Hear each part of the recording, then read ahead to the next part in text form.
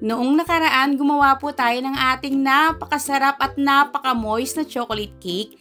Ngayon po, same recipe lang pero gagawin po nating mini cakes. At dito ipapakita ko rin po sa inyo na pwedeng-pwede po natin itong lutuin gamit lang po yung ating mga steamer.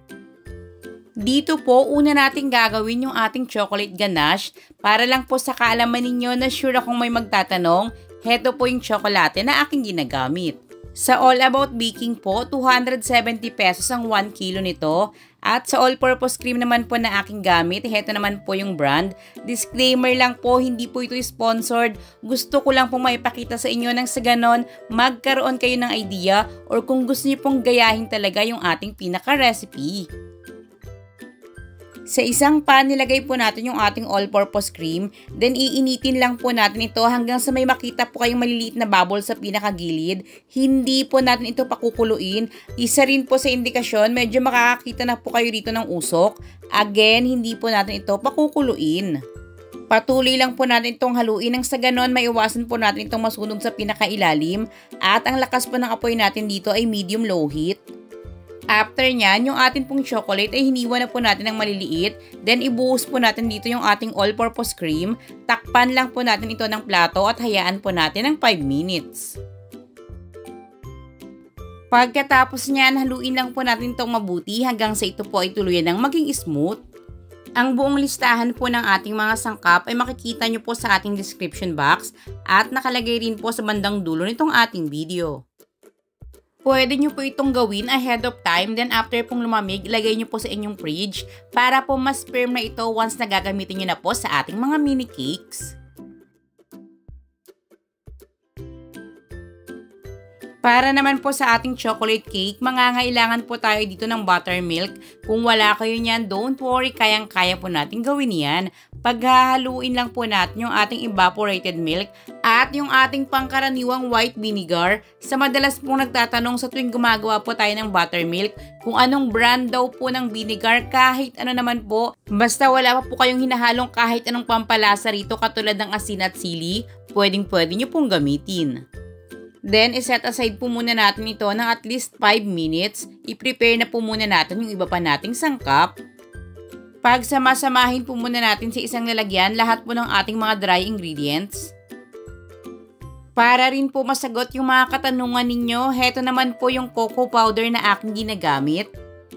Nabibili ko naman po ito ng 130 pesos, 500 grams. Para lang rin po sa karagdagang idea, sa dulo po ng ating video, ipapakita ko po yung ating full costing para po may idea na kayo kung magkano nyo po ito pwedeng ibenta.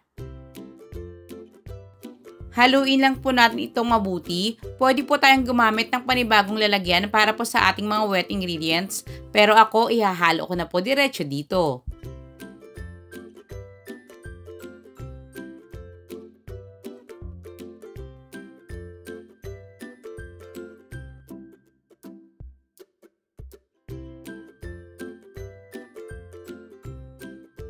Vegetable oil naman po yung aking ginamit dito. Then, sinama na nga po natin yung ating ginawang buttermilk. I-mix lang po natin ito ng dahan-dahan.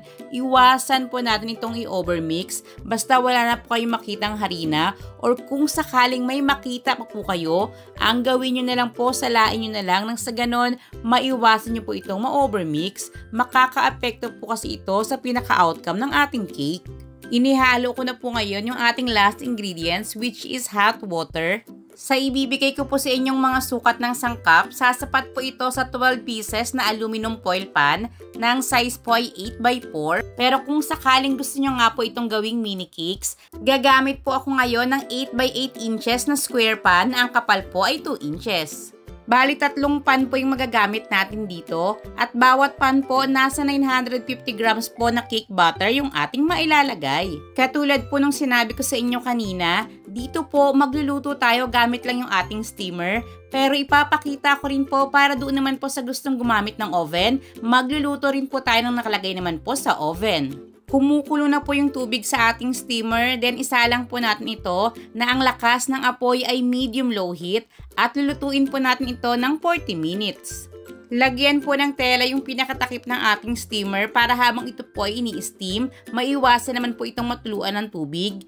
Then sa mga gusto naman po itong lutuin sa oven, yung dalawang pan po isinalang ko po sa ating oven. Preheated po ito sa 120 degrees Celsius, nakabukas po yung convection. Then i-bake po natin ito ng 50 minutes. Nakadepende pa rin po talaga ito sa gamit nyo pong oven, pero sa ganitong setting po kasi, na-achieve ko yung flat na ibabaw ng ating moist chocolate cake. After the allotted time, mapa-oven or steamer man po ito, mag-toothpick test po kayo para ma-check nyo kung luto na po hanggang sa pinakaloob. If ever na hindi pa, magdagdag lang po kayo ng 5 to 10 minutes sa inyo pong cooking time. Palamigin po muna natin ito. Ito nga po pala yung niluto natin sa ating oven. At ito naman po yung ating niluto sa ating steamer. Kita nyo po yung pagkakaiba sa pinaka-outcome ng pinakaibabaw. Maya-maya po once na ito po ay lumamig na, babaligtarin naman po natin ito at tingnan nyo naman po sa pinakailalim.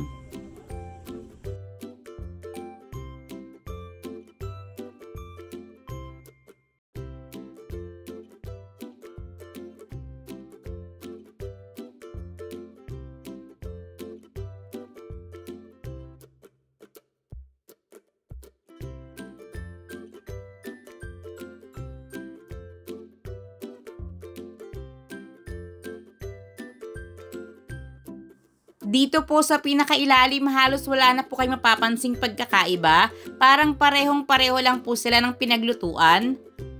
Yung pagiging moist parehong-pareho lang din po. Kaya katulad po nung sinabi ko sa inyo kanina, kahit wala pa po kayong oven, kayang-kaya nyo po talaga itong gawin.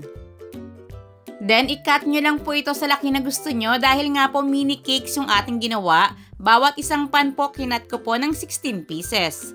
Heto po at ipapakita ko na nga sa inyo hanggang sa pinakaloob. Halos wala po talaga kayong mapapansing pagkakaiba. Sa lasa po nito, kahit wala pa po itong chocolate ganache, parehong napakasarap.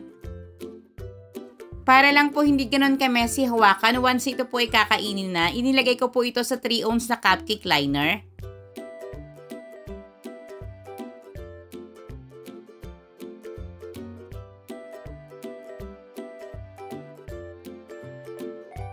Pwedeng ilagay na lang po yung ating chocolate ganache, gamit lang po yung ating regular na kutsara.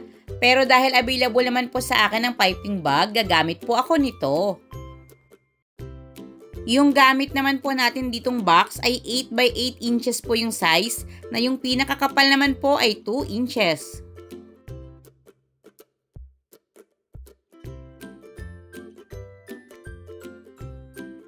Yung paglalagay po ng toppings ay optional lang, pero syempre mas nakakatuwa at nakakaakit tingnan.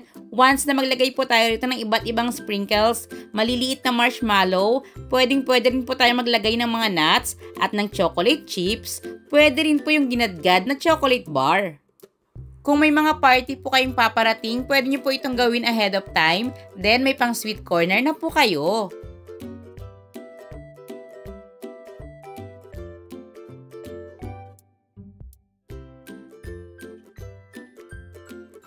And tcharan! Heto na po yung ating mini moist chocolate cake na pwedeng lutuin kahit wala pa po tayong oven, basta may steamer lang po tayo. Pwede rin po ito sa ating mga improvised oven.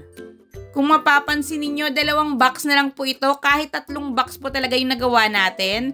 Dahil yung isang box po, hindi na po tinigilan ng aking mga chikiting. Siguradong matutuwa po yung mga makakatikim nito, lalo na po yung mga kids. Hindi po uli kayo ipapahiya dahil tamang-tama lang po yung tamis nito. Napaka-moist at talaga naman pong napakasarap. Para lang po magkaroon kayo ng dagdag idea, kung gusto nyo po itong gawing pang negosyo, heto na po yung ating full costing.